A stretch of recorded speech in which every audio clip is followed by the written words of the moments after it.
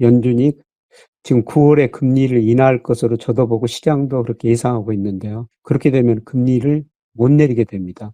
그렇게 되면은 아마 주가가 9월 무렵에 급락할 가능성도 배제할 수가 없습니다. 중동 사태가 완만하게 잘 해결돼야 되는데요. 지금 최대 리스크로 부상하고 만약 중동 사태가 좀 악화되고 유가가 오른다면은 제 주가 전망, 환율 전망, 금리 전망 모두 바꿔야 할 시점도 다가올 수가 있을 것 같습니다.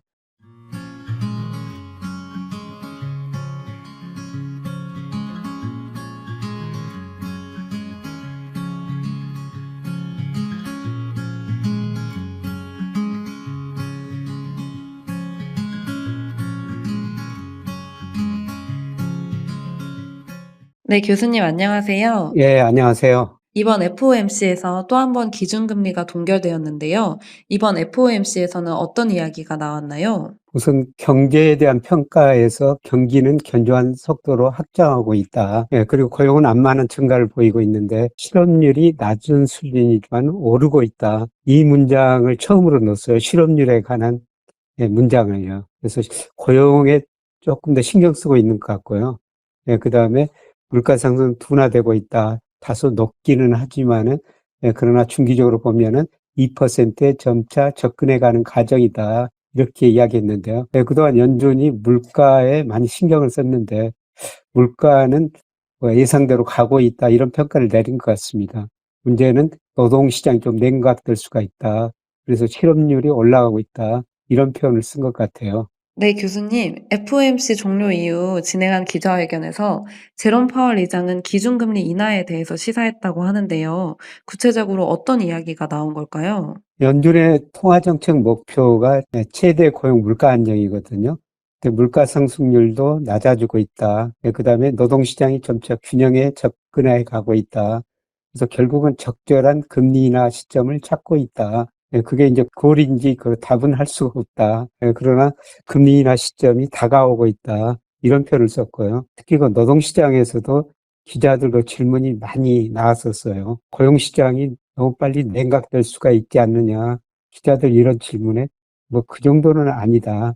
아직도 연준이 기대한 만큼 그렇게 냉각되지 않았기 때문에 이번에 그 금리를 인하하지 않았다. 이런 대답을 했습니다. 그래서 물가에서 관심이 지금 고용으로 넘어가고 있는 것 같습니다. 네, 교수님. 교수님 말씀 주신 대로 현재 연준은 미국이 실업률 그리고 고용 상황을 굉장히 주요하게 보고 있는 것 같은데요. 현재 미국 시장의 노동 시장은 어떤 상태인가요? 고용 증가세가 좀 둔화되고 있어요. 우선 내일 또 7월 비근호 부분의 고용이 발표가 되는데요. 지금 시장 예상치는 18만 8천 명 정도 됩니다. 지난 6월에가 20만 6천 명인데요. 최근에 고용 증가세가 둔화되고 있고, 그 다음에 이번에 FMC 발표문에다가 실업률을 넣습니다만은 실업률이 작년 4월에 3.4%였어요. 그런데 올 6월에가 4.1%까지 올라왔죠. 샤메 법칙이라고 있는데요. 최근 3개월 실업률 이동 평균이 12개월 최저치보다 0.5%가 높으면 경기 침체가 온다. 그런 건데요. 그런데 5월에 4.0, 6월에 4.1, 지금 7월에 4.1로 예상하고 있는데요. 그러면 3개월 이동 평균이 4.1 근처가 되죠. 그러면 경기 침체가 온다는 신호인데요. 기자들이 이런 질문을 했더니 연준 의장은 역사는 반복되지 않는다. 고용뿐만 아니라 다른 여러 가지 경제 지표를 고려하고 금리 결정을 하겠다. 이런 식으로 대답했는데요. 어떻든 고용 증가세가 둔화되고 실업률이 오르는 게 아마 연준도 많이 그 금리 결정에 고려하고 할 것 같습니다. 네, 교수님. FOMC 이후 시장에서는 어떤 반응이 나왔고 9월 금리 인하를 시사한 연준이 발언해 앞으로의 시장은 어떻게 흘러갈 것으로 전망하고 계신지 궁금합니다. 우선 국채 수익률이 크게 하락했어요. 10년물 국채 수익률이 전일과 4.14%에서 4.03%로 채권가격이 급등한 거죠. 그리고 달러 지수는 약간 하락했고요. 주가가 많이 올랐습니다. 특히 나스닥 지수가 최근에 많이 조정 포인트 핫도 있지만은 거의 2.6%, S&P 500도 1.5% 올랐는데요.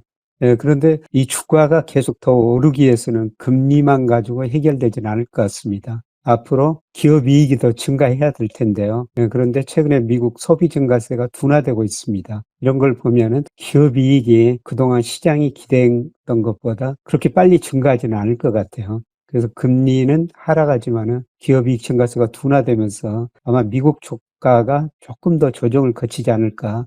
물론 하락 추세로 전환된 건 아닙니다만은 상승 추세에서 조정을 조금 더 거치지 않을까 그렇게 생각이 됩니다. 네, 교수님. 금리 결정에 있어서 고용 지표를 참고해야 한다고 말씀 주셨는데요. 금리 결정에 영향을 미치는 주요 경제 지표로 물가, 고용, 실업률 등을 함께 봐야 한다고 말씀 주셨는데, 앞으로 남아있는 일정 중 저희가 주목해 봐야 할 일정은 무엇일까요? 우선 당장 내일 발표되는 비농업 부문의 고용 동향이에요. 18만 8천 명 시장이 그렇게 예상하고 있는데 과연 그만큼 증가했을 것인가. 그리고 아까 실업률 말씀드렸습니다마는 실업률이 3.4에서 4.1%까지 올라왔는데 이 실업률이 더 올라갈 것인가. 그게 관심사고요.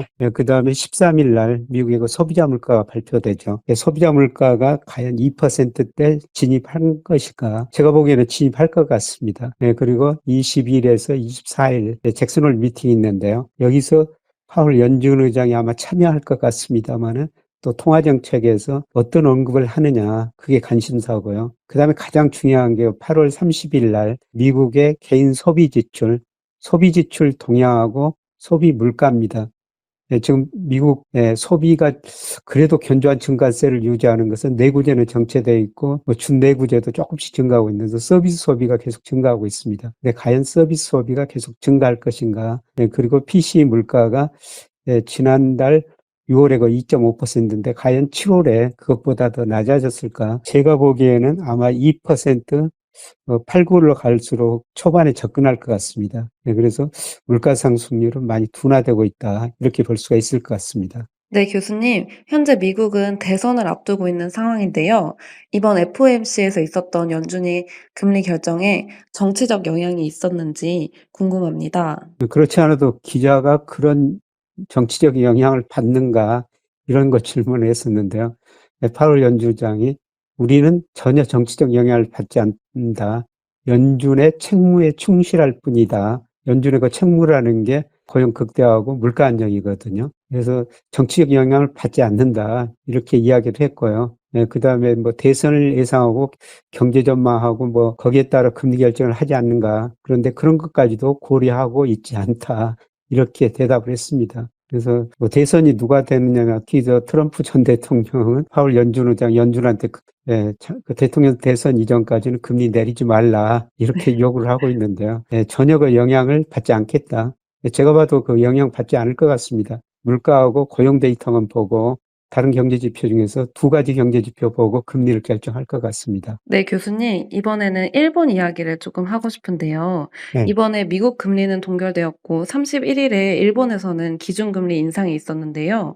일본이 금리 인상 배경이 궁금합니다. 일본이 그 기준금리를 0.1%에서 0.25%로 올렸고요. 그 다음에 양적 완화 규모를 좀 축소한다고 그랬어요. 매월 5조 7천억엔의 국채를 사줬는데 그걸 분기마다 한 4천억엔 좀 줄이겠다 이렇게 이야기를 했어요. 이렇게 금리를 올리고 양적 완화 규모를 축소하는 거는 일본 경제가 회복되고 특히 물가가 오르고 있다는 겁니다. 그래서 일본은행이 올해 물가를 2.5%, 내년도 2.1% 그렇게 전망해 놨는데요.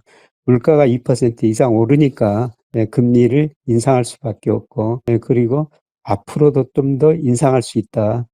시장에서는 이렇게 내다보고 있습니다. 네, 교수님. 일본이 금리 인상, 미국이 금리 인하 시사로 변화될 앞으로의 환율 시장은 어떻게 전망하고 계신가요? 지금 시장에 많이 나타나고 있죠. 네. 7월 3일 날 엔달러 환율이 거의 162엔까지 갔었어요. 그런데 지금 149엔 안팎에서 움직이고 있는데요. 엔달러 환율을 결정하는 가장 중요한 요소 중에 하나가 미국하고 일본 10년 국채 수익률 차이입니다. 이게 지금 많이 축소되고 있습니다. 그래서 앞으로 미국은 금리를 인하해야 되고요. 일본은 금리를 인상해야 더 인상할 수 있는 여지가 있거든요. 그렇다면 미국 10년 국채 수익률은 더 낮아지고 일본 국채 수익률은 더 오르면서 두 금리 차가 축소되면서 엔화는 강세 추세로 돌아섰다. 네, 그런데 뭐 단기적으로 지금 162엔에서 149엔까지 많이 떨어졌으니까 여기 150엔 안팎에서 조정을 보일 텐데 중기적으로는 엔화가 162엔, 달러율 162엔을 고점으로 이제 하락 추세로 접어들었다 이렇게 볼 수가 있고요. 이게 우리 환율에도 영향을 주는 것 같아요. 우리 경제력 보면은 우리 환율이 1380원 유지할 이유가 별로 없었거든요. 엔화 가치가 떨어지면서 원화 가치도 떨어졌는데 엔화 가치가 오르면은 지금 우리 환율도 1360원대로 떨어졌습니다만은 우리 환율도 더 떨어질 여지가 있어 보입니다. 9월 금리 인하 가능성에 더불어 중동 전쟁 확전 우려로 원자재 및 유가도 급등한 모습을 보였는데요. 하반기에는 유가와 원자재 시장에 대해서 어떻게 전망하고 계신지 궁금합니다. 예, 미국 경제 성장 둔화되고 중국 뭐 4% 중후반 성장하면서 경제적 여건을 보면 유가가 그렇게 오를 여지는 없어요. 예, 그런데 중동 좀 사태가 상당히 좀 악화되고 있는 것 같습니다. 예, 좀 걱정이 좀 많이 되고 있어요. 근데 중동 사태가 악화돼 가지고 유가가 오르면요. 제가 예상 미국 소비자 물가가 그렇게 안 떨어져 더 올라 버릴 수가 있습니다. 예, 특히 WTI가 미국 소비자 물가에 한 2개월 정도 선행을 합니다. 그래서 만약 여기서 중동 사태가 악화되고 유가가 올라 버리면은 미국 물가 상승률이 다시 높아질 수가 있죠. 예, 그러면은 연준이 지금 9월에 금리를 인하할 것으로 저도 보고 시장도 그렇게 예상하고 있는데요. 그렇게 되면 금리를 못 내리게 됩니다. 예, 그렇게 되면은 아마 주가가 9월 무렵에 급락할 가능성도 배제할 수가 없습니다. 그래서 중동 사태가 완만하게 잘 해결돼야 되는데요. 지금 최대 리스크로 부상하고 만약 중동 사태가 좀 악화되고 유가가 오른다면은 제 주가 전망, 환율 전망, 금리 전망 모두 바꿔야 할 시점도 다가올 수가 있을 것 같습니다. 그래서 앞으로 중동 사태 진전 상태를 면밀하게 좀 점검해 봐야 되겠을 것 같습니다.